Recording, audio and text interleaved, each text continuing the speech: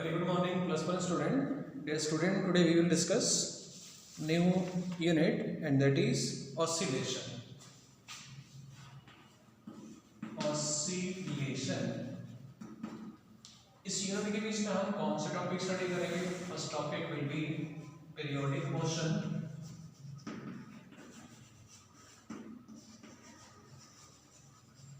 Second topic हम cover करेंगे that is oscillatory motion.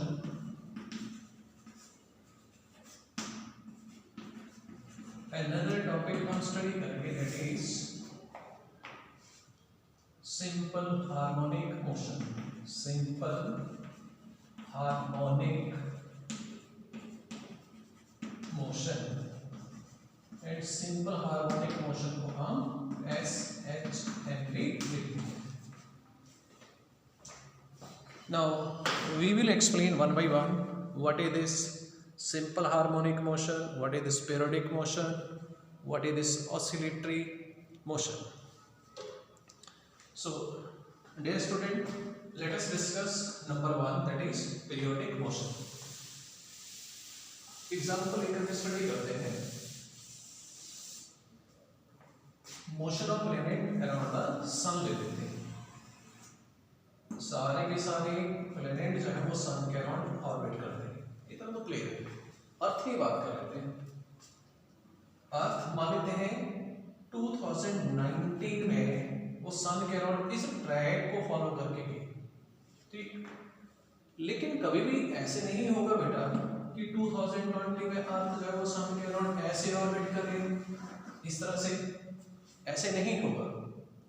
अगर ऐसे नहीं हो रहा है तो इसका मतलब यहाँ जैसे अर्थ क्या कर रही है, सन के अराउंड हर बार, चाहे 2019 है, चाहे 2020 हो, चाहे जो मर्जी हो, अर्थ सन के अराउंड हर बार आइडेंटिकल मोशन एग्जीक्यूट करेगी. हर बार एक ही तरह का मोशन शो करेगी. नंबर 2, अर्थ ने अगर 2019 में सन के अराउंड एक रोटेशन कंप्लीट करने के लिए टाइम 1 ईयर लिया है, तो 2020 में भी अर्थ जो है वो सन के अराउंड एक रोटेशन कंप्लीट करने के लिए 1 ईयर ही लेगी. What does it means? Periodic motion के बीच में क्या होता है, बॉडी हर बार अपना एक ही तरह का मोशन शो करती है एक फिक्स्ड या फिर एक रेगुलर टाइम इंटरवल के बाद. तो ऐसा मोशन जिसके बीच में मोशन में बॉडी हर बार अपना आइडेंटिकल मोशन शो करे एक फिक्स टाइम के बाद, उस मोशन को बोला जाता है पीरियोडिक मोशन. जैसे rotation of planets around the sun, that is periodic motion. Rotation of the moon around the earth, that is periodic motion. Then this rotation of the satellite around the earth, that is again periodic motion. Number 2, that is oscillatory motion.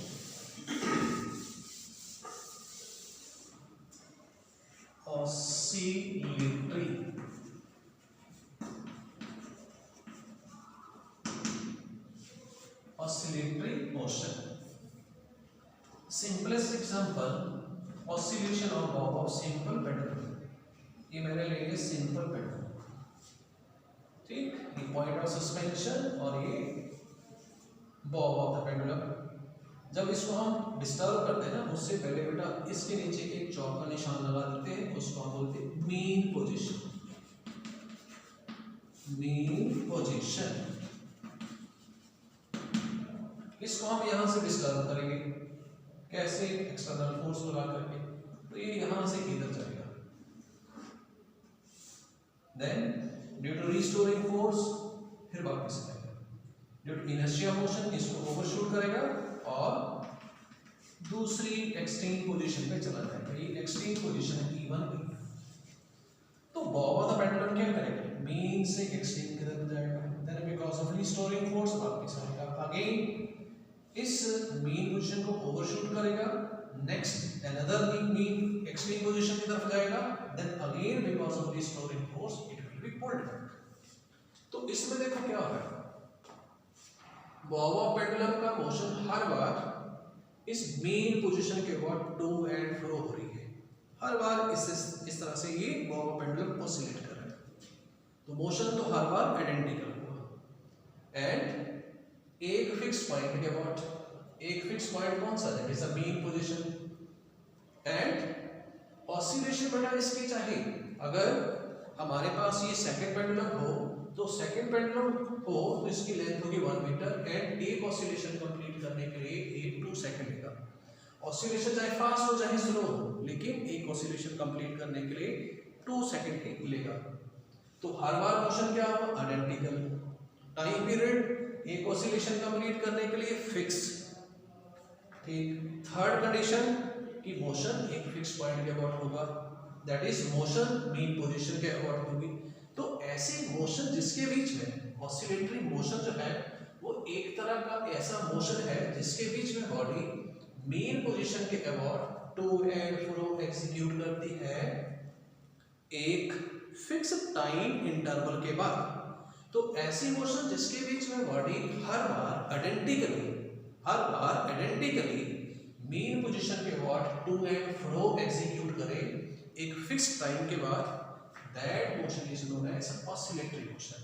Simply periodic and oscillatory motion में फर्क क्या है, दोनों identical motion होते हैं, दोनों का time period same होता है। थर्ड, ऑसिलेटरी मोशन के बीच में क्या होता है, मोशन मीन पोजीशन के अबाउट होती है, मीन पोजीशन के about body to and fro करती है। पीरियोडिक में ऐसा नहीं होता है। Clear? Oscillation of bob pendulum जो है वो होगी ऑसिलेटरी मोशन। अनदर एग्जांपल इस ऑसिलेटरी मोशन की, जैसे मैं लोडेड स्प्रिंग ले लेता हूं, ठीक, ये लिखी मैंने स्प्रिंग, ठीक, और इसके नीचे मैंने ये ब्लॉक अटैच कर दिया। तो ये होगी बच्चे मेन पोजीशन, ठीक। इसको थोड़ा सा नीचे खींचा और छोड़ दिया तो ब्लॉक क्या करेगा, नीचे जाएगा, फिर यहाँ आएगा, फिर ऊपर जाएगा, फिर यहाँ आएगा, फिर नीचे आएगा। तो किस तरह से मेन पोजीशन के अबाउट इसकी क्या हो जाएगी, स्टार्ट हो जाएगी ऑसिलेशन। तो oscillation of the vertical loaded spring जो है वो होगी oscillatory motion. Then next type of the motion is that is simple harmonic motion. Simple harmonic motion, इसको हम SHMP लिखते हैं, simple harmonic motion. Clear? Simple harmonic motion बेटा एक स्पेशल टाइप की पीरियोडिक मोशन है।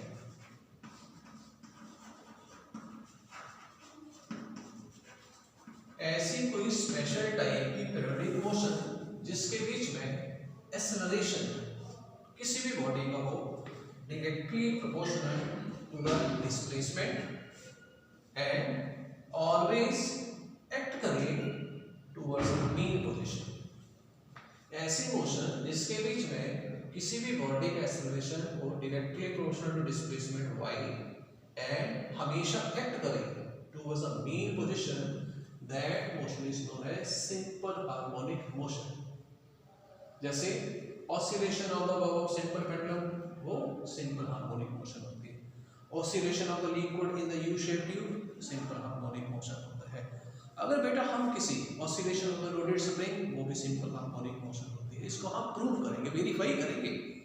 तो वेरीफाई करने के लिए क्या करेंगे हम, अगर मैं प्रूव करना चाहूँ कि oscillation of the loaded spring चाहे वो SHM होगी तो मैं किसी चीज के ऊपर स्ट्रेंथ दूंगा, मैं प्रूव करूंगा A directly proportional to -y। अगर ये कंडीशन सेटिस्फाई हो जाती है किसी भी बॉडी के मोशन के लिए, अगर ये कंडीशन सेटिस्फाई हो जाती है तो 100% श्योर वहां पर होगी एक simple harmonic motion. Next time बेटा we will discuss the main characteristics of SHM, और वो होंगी displacement, velocity, then acceleration, then phase and phase difference.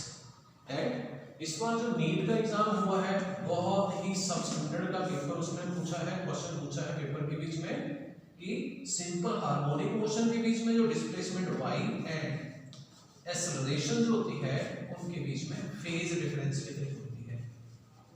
And this was a critical question 180 degree का था फेज रेफरेंस। कैसे होगा उसको हम वेरीफाई करेंगे, क्लियर करेंगे कि वाकई ही 180 डिग्री का फेज रेफरेंस होता है। फेज रेफरेंस का मतलब क्या है उसको हम एक्सप्लेन करेंगे।